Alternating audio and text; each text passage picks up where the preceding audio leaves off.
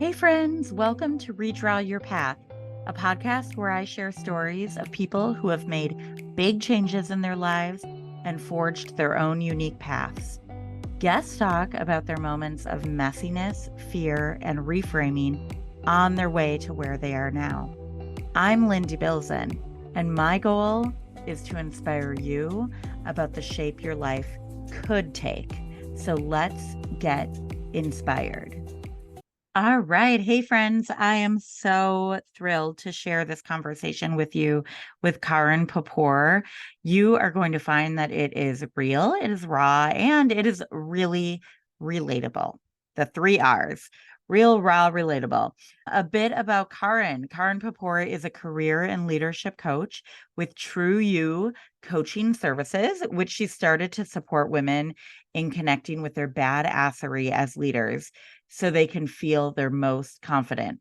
She started True You Coaching in 2022 after coming out of a director level role where she never felt like she could show up as her authentic self.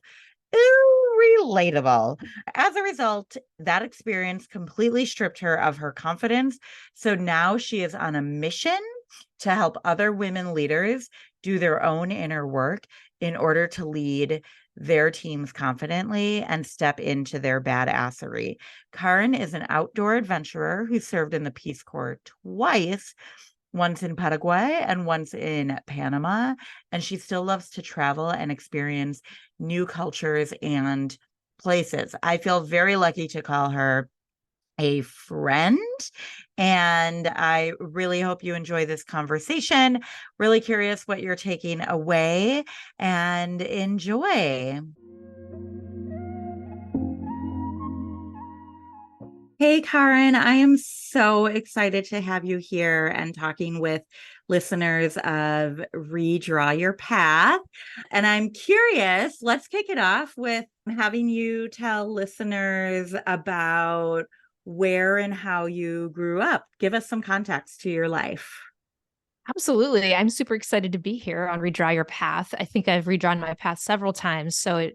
When you mentioned it and you invited me, I was like, oh, this makes sense. So I'm originally from a rural small town in the Upper Peninsula of Michigan. I'm a Youper, and I lived up there for 26 years. I went to college in the UP, and then eventually I ended up leaving. I was in the Peace Corps. I've lived in South America. I've lived in Denver for 7 years. I lived in New Haven for a short stint, Connecticut, that is.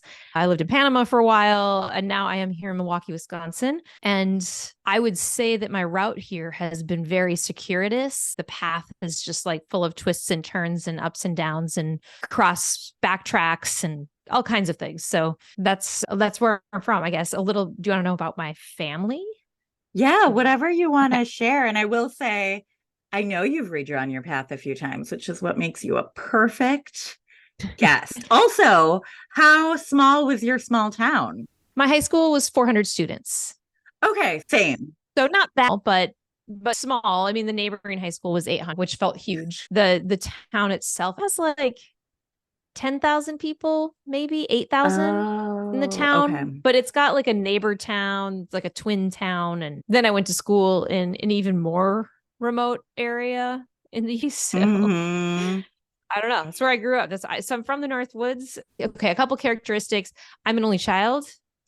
I swear I don't have only child syndrome, as people like to point out about. I don't know. People have something against only children. I won't go on that tangent, but I grew up with cousins. So I have a cousin who is my sister, and we had kind of this idyllic Norman Rockwell upbringing in some ways, where like we were all at the family cottage, which is a very northern Wisconsin Upper Peninsula thing for listeners out there. And we would be at the cottage every Sunday. My grandmother insisted we had huge family dinner, all the cousins, aunts, uncles, everyone, you know, dads are playing ball with their son, the women are cooking and the kids are around. Just honestly, it's kind of like a Norman Rockwell painting until it wasn't, of course, but which of course also eventually happened. But growing up, that was really like my every single week. That was Sunday. That's what we did. There was no other option. So grew up with a lot of family and cousins around. And I feel like that's also been really important to my values and to me developing what's important to me now. I love that. And I think anytime you are in a painting, like this very happy painting, that painting eventually comes to life. And Yes. it turns out it's oftentimes more complicated. So where and how are you currently spending your days? Currently, I am self-employed and I spend my days working from home and building an online coaching business in leadership, confidence, and career coaching. It's an interesting solopreneurship or entrepreneurship. And it looks a lot like some days I am just intense. I'm on the computer. I have client calls. I'm working on a new presentation or a new training. And then other days I might work all weekend. And then suddenly other days like Tuesday comes and I throw up a LinkedIn post and go to the grocery store. And that's about what I get done. So it's an interesting up and down journey that involves a lot of self motivation. Awesome. I feel you on that. And definitely the learning curve of figuring out all of that, but then also realizing for me as well, I'm a weekend worker. I love working on the weekends. I love being at coffee shops and getting work done on the weekends and being productive. Wednesdays, not so much. I'm wondering, most of us grew up with some sort of external pressure or expectations placed on us, those molds that we didn't ask for. What were some of those for you? So basically, what path were you expected to take, if any? I think the path I was expected to take, that of the quote unquote career woman, the 80s career woman. Like, I mean, I realize in today's day and age, the idea of a quote unquote career woman is like very different from what it was then. But my mom was what was considered a career woman back in the 70s, 80s, and 90s. That was the path I think I was expected to take. It was always expected that I would do well in school, that I would go to college, I would get my degree, I would start my career. It was probably expected that I would meet a partner and get married and have kids. I think because that just seems to be, at the time anyway, it was kind of just a general societal expectation. But definitely the career path. So my mom was a corporate woman. So I think it was expected I would be a corporate woman. When I was younger, I think it was expected I would go into a STEM field, just like my mom. Mm-hmm. I think, though, it did become pretty obvious to her early on that although I did well in math and sciences, it wasn't really my area of interest. So, there's some moments that I can remember where, like, she bought me this human anatomy model set that you had to like paint. You painted all the veins and then you assembled the whole thing. I never even opened it. I never did. I never touched it. I was so uninterested and she was so disappointed. Aww. So disappointed.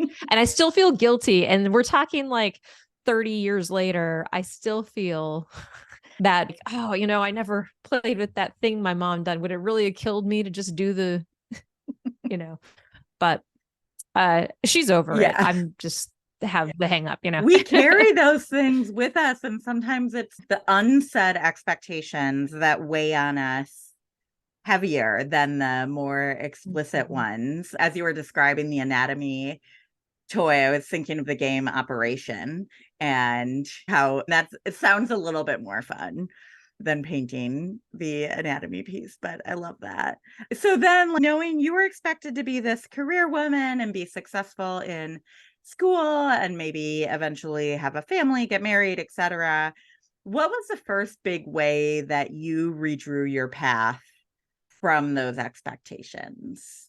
So I think a context here is that my dad passed away when I was 20. So I was in college, my third year of college, not necessarily my junior year, just my third year. And my dad died. And so I think that like rocked my world. And I was very lost after that happened because my dad and I were much closer than my mom and I. And so I give that context because I transferred out of engineering. So I did go to school, started my school education, my university education as an engineering student. I then was like, nah, I don't know. If somebody had just said, Carin, do you care how things work? I would have said no. And then been like, then you're not an engineer. And we could have saved all of ourselves a lot of time. But nobody asked me that question. So I ended up transferring into an arts degree. And then I ended up transferring universities to be actually in the same town, but to be a graphic design. So I Bachelor of Fine Arts in Graphic Design is the degree that I ended up graduating with. And I think a fine arts degree was not what my mom had in mind for me, or my dad, although he passed shortly after I transferred. So it was, I didn't have time to learn of his expectations. And I then went through that process. I had to go to school for a full 4 years, even though my last year I was a part-time student, both semesters. It just was the way the school was structured. And then instead of going into graphic design, I joined the Peace Corps. And I would say that was probably the first really big transition. And I remember the conversation with my mom when I told her I was considering joining the Peace Corps, or applying to the Peace Corps, I should say, because, it's a long process. So I told her I was thinking about applying, and she was immediately like, no, absolutely not. Like, why would you do this? This is not a good move, etc. And it took some months, and she came around to the idea a lot and was able to see a lot of value that I would get from the experience, even though it was not at all what she wanted or expected me to do. So she came around to it, and I did end up being accepted. And I did, in fact, serve in Peace Corps. Almost 3.5 years I was in Paraguay. That's awesome. And I appreciate you sharing both of those ways you drew your path. So just thinking about that moment where you had that aha, and I don't know, maybe it was like a gradual aha, maybe it was you woke up in the middle of the night and you were like, I don't care how things work and are put together. But when you were making those decisions to stop being an engineering student and seek fine arts, what were the things going through your mind, and what were the narratives you were having to rewrite for yourself? Not sure I could speak to that actually with the arts switch. I had also always been an artist. And I think that we're told, there's this expectation that at 17, when we apply to college, we know what we want to do. And it's the most silly expectation that exists.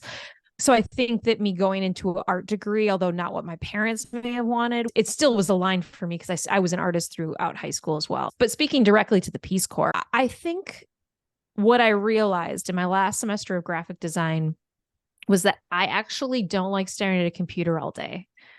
And that where I thrive and enjoy is working with people.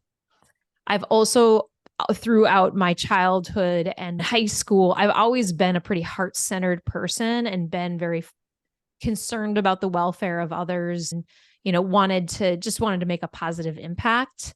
And so when I learned about the Peace Corps, I talked to a recruiter at like a career fair or something, and I think I was just like kind of disillusioned with graphic design and this idea that I was going to have to go and be part of it was very idealistic, be part of the consumer machine and sell my soul. And even through college, my person who taught most of our graphic design classes, she knew that myself and some of our other my classmates were very heart-centered, and we really wanted to use our skills for good versus perceived evil. I use the word perceived very intentionally. It's just kind of a young, the perspective of a young person on the world. And we got to do a lot of projects for local nonprofit organizations.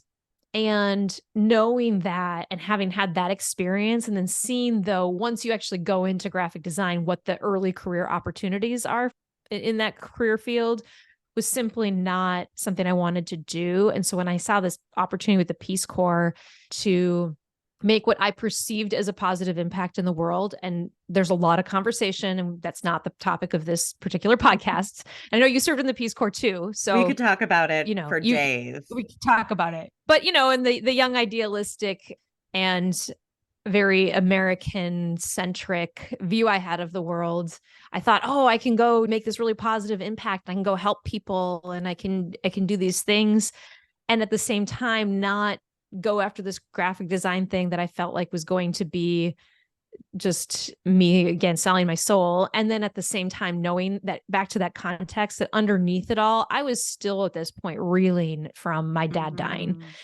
I think that all of that just kind of combined to me being like, this is what I want to go do. And I want to go make this impact. And I want nothing to do with the path that I've set up for myself so far.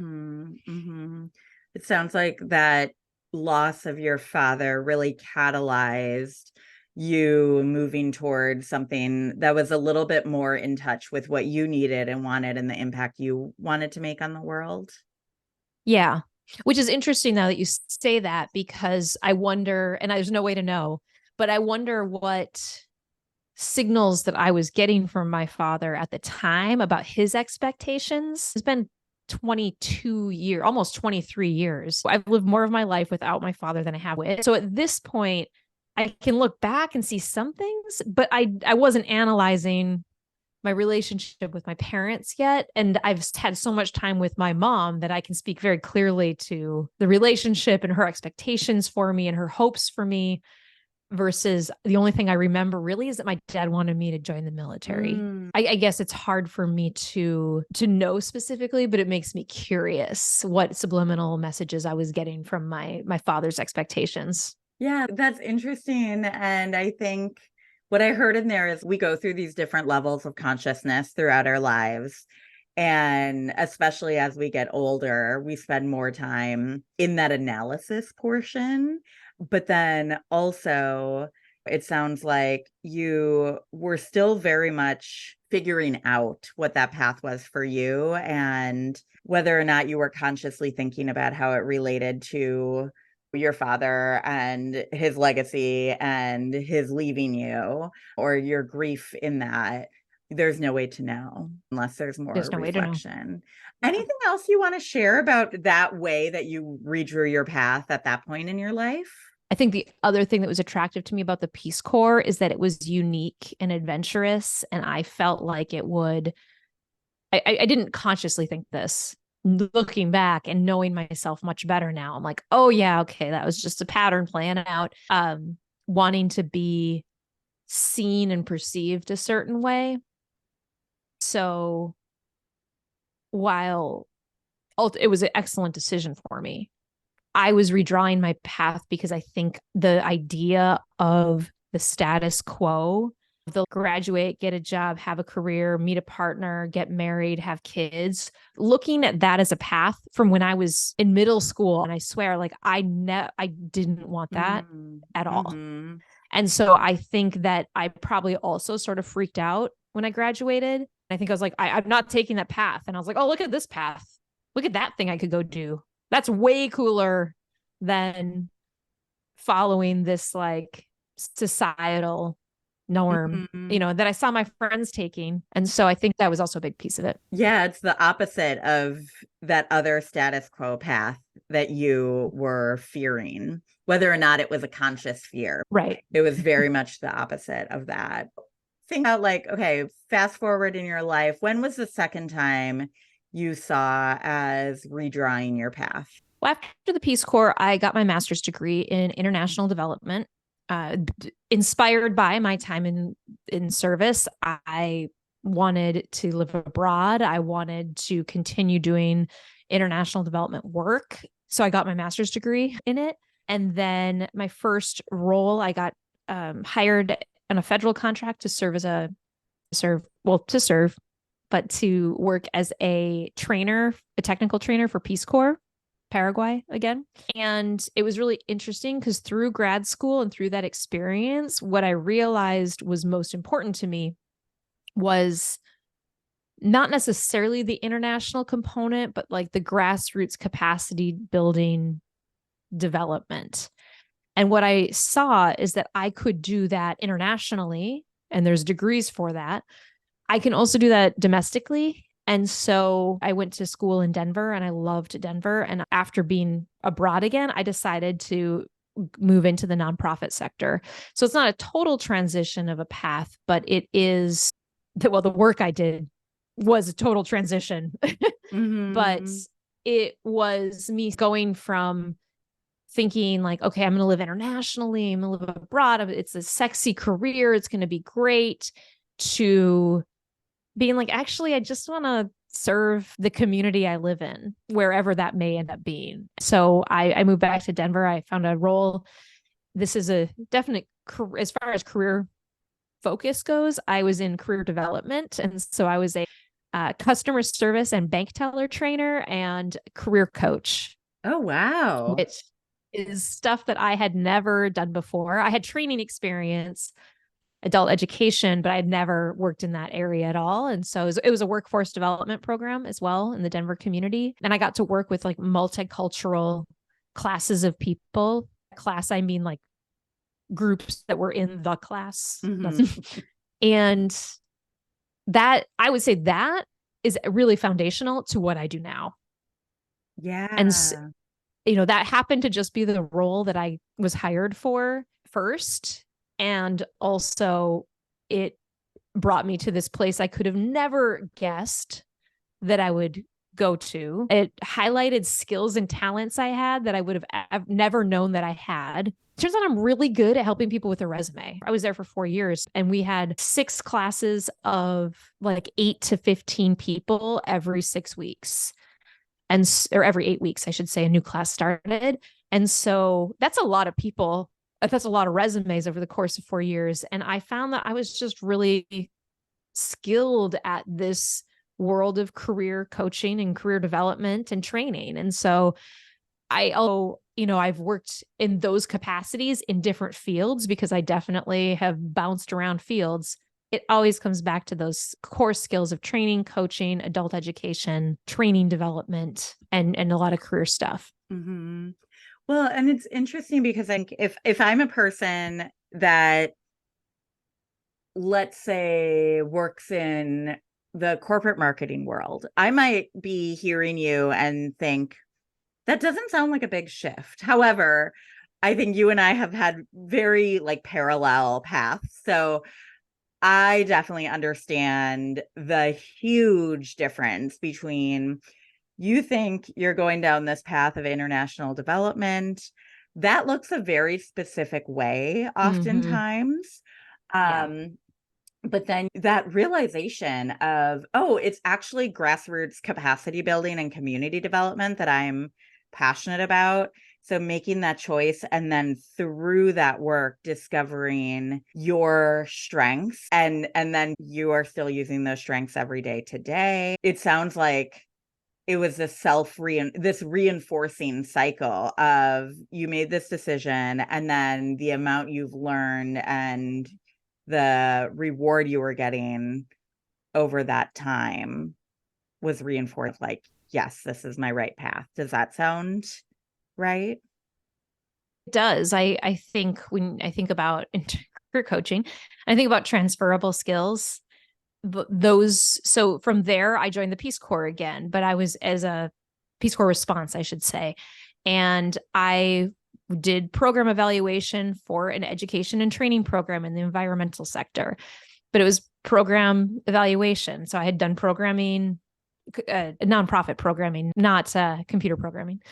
And from there, I moved to Milwaukee. I worked in a youth development program, but doing nonprofit program development, training, project management of training programs, and adult education. It's like the same exact skill set underneath everything that I've just applied to different fields. Sort of becoming, it's like being, to put it in different context that's not nonprofit language, it's like being a subject matter expert. Like you have your underlying skill set and then you use that maybe to be a subject matter expert in one area, but then you kind of get transitioned over to a different department, but suddenly you become a subject matter expert in a different area, but you're still using the same underlying skill set, to put it in more corporate terms. I love that. That translated it. I already knew what you were talking about, but it translated it for other brains out there as well. Is there anything you want to share about when you were going through that transition, like any thoughts that were coming up in your mind, narratives you were rewriting, or anything like that? I really didn't feel like I was doing something status quo. I really felt like I was doing something out of the norm. And whether I was or not, looking back, I'm like, well, a lot of people take that path. It doesn't actually sound that interesting. But I can tell you that at this point, like talking with my mom, like she's super proud of me. And I told her once recently, I said, the nonprofit sector, the pay is lower. And then you get to your 40s and you're like, oh, retirement, And so I'm like, man, I should have just gone into corporate. I should have just like sucked it up, gone into corporate and just like made a bunch of money, which I know sounds antithetical to everything I've said about myself at this point. But I think sometimes we lose some of that ideal once we're like, oh yeah, this is what it means to live and all of the things. And my mom just said to me, she said something along the lines of, but you couldn't do that because it's too important to you to be making a positive impact on your community. She's like, you couldn't do that. That wasn't a path that was ever going to work for you. And the fact that I didn't do that, that I took a different path, that I followed that pursuit of working in my community and supporting people and like really getting out of my small town box and like what I had been taught growing up and learning different paradigms of the world and different ways that people live and how resilient people are. I think I took such a different path from anything I could have ever even designed for myself if you had asked me to. And it was more having to overcome what I thought I was supposed to do, overcoming shoulds, and it's all mental. I'm just mentally overcoming these things and moving forward and doing something that draws me in. I think that that's really powerful because I think so much of what we find ourselves doing at some point, I think this is the midlife crisis, is like, suddenly we're like, wait, most of what I've done in my life has been based on somebody else's expectation of me, somebody else's thoughts. And like, when do I get to do what I want to do? So when people say midlife crisis, I'm like, it's more like a midlife reckoning. It's just like a midlife wake up of like, why am I here? I haven't done anything that I wanted to do. And most of the things I do, I'm not excited by at all. Wow. That's all that to say, just that I think overcoming shoulds is a big one. And I still have to overcome shoulds all the time. It's not like they're just gone. Yeah. I mean, it's so hard. I remember the first time I heard the phrase, you have to stop shoulding on yourself. And I was like, oh my gosh. And I thought, okay, now that I know this phrase, it's going to be so much easier to stop shoulding on myself. And I'm shoulding on myself every day, and I know. It's hard to shed that. And I know you said like, oh, it's just working through the mental piece. And that's so hard. It's funny. It's just that. It's just not a big deal. Yeah. It's just that.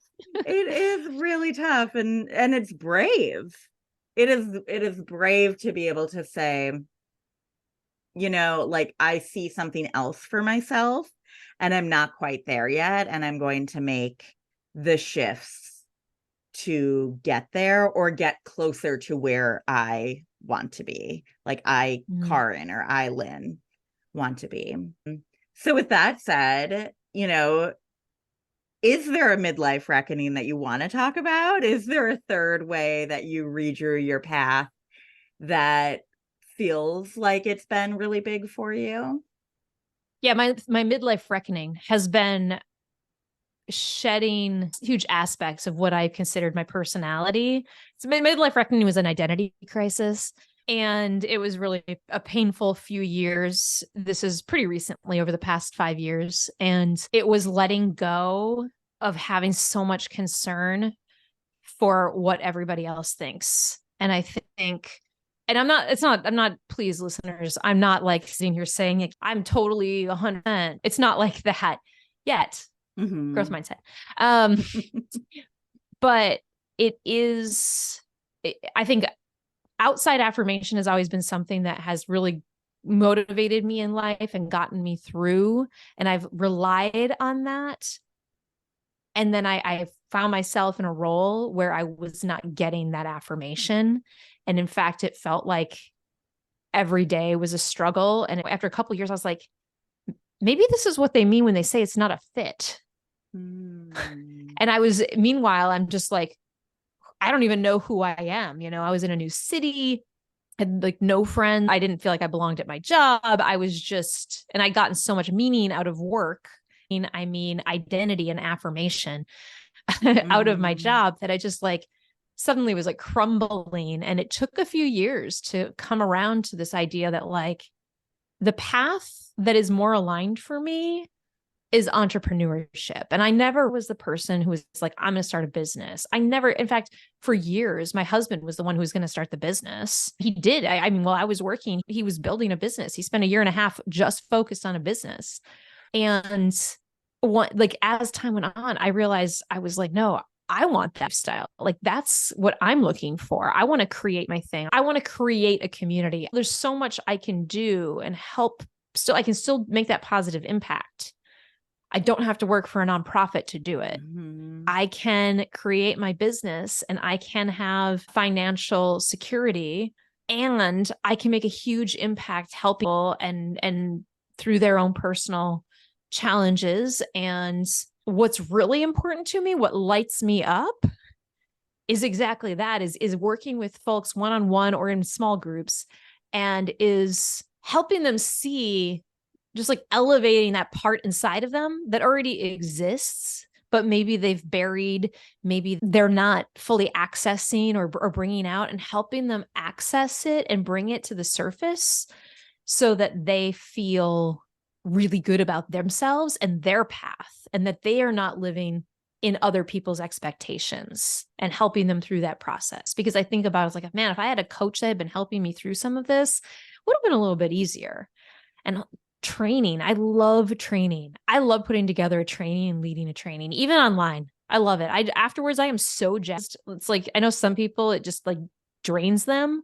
For me, I'm like hype. Like after I finish a training, I am just like, and so I'm just like so excited. And so I think leaving my job without something else lined up to go full time into entrepreneurship was me saying, it's time to do what I want to do, and creating a business from scratch and like learning marketing, because that's a whole new skill set, trying to figure out my language and my copy and like, well, what do I do and who do I help? And it's like learning all these new skill sets, but at the same time, it's just so aligned for me. It feels good. And so that's brings us to now. I mean, that's the path that I am currently on, recently redrawn about a year and a half ago, just fully left W-2 employment. Doesn't mean I'll never go back, but that's where I'm at now.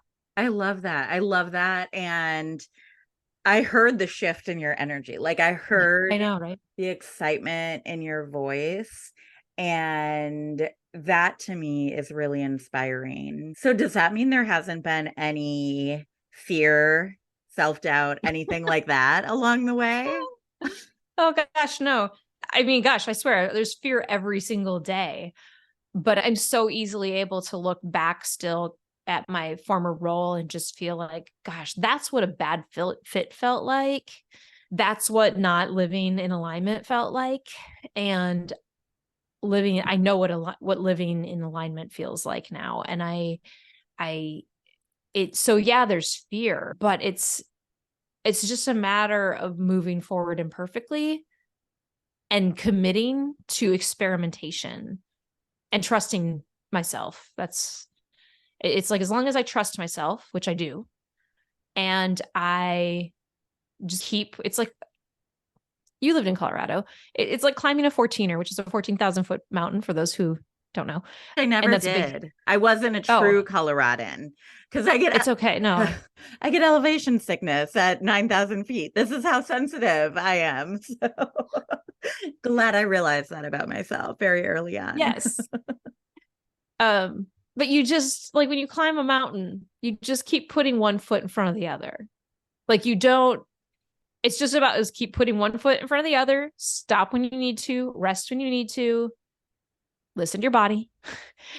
And as you do that, that's how you build, that's how you get to the top. There's no other way to get to the top.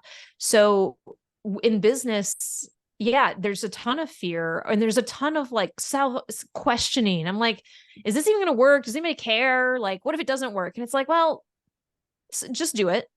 And if it doesn't work, then try something new, experiment, figure it out, And so I think how I get through that, I don't know if that's the next question, is like commitment to self, commitment to self. And if I ever feel just like, oh, I just can't, I always just reach out to my clients. I just do a quick check-in. I send them a Voxer message. I'm like, hey, I just want to check in, because that always changes and shifts my energy or my belief in what I'm doing. So that fear every day, I just move forward anyway. Just ignore it, honestly. Yeah, like move through the That's fear. not helpful. Yeah, move through it. That's not helpful advice. Yeah, but it sounds to me, it's really helpful advice, because it's, instead of letting that fear stop you and block your path, you're moving through that fear. And even when you get to the other end of that fear, things might look different than you imagine, but you've still worked through it, built your confidence. And then also the other piece of advice you gave was listen to yourself and get in tune there. So I want to ask you a question that was not on the list, but I am just curious before we start to wrap up. But when you think back to that college student that you were, what would they be thinking about if they could see you now? How'd you get there? What are you doing? I think that college student would have been would be really surprised. I think that she would have maybe also, though, felt a little relieved to know that all these seemingly weighty decisions are just actually not that important. Like, you figure it out, you figure life out, and that what you decide that degree is going to be, you know what? You might use it, you might not. Just having the bachelor's still means something in this world. She'd be like, wow, I didn't even know that was an option. I didn't even know that existed. All those things exist. She would just be surprised, because she probably also thought she understood the world.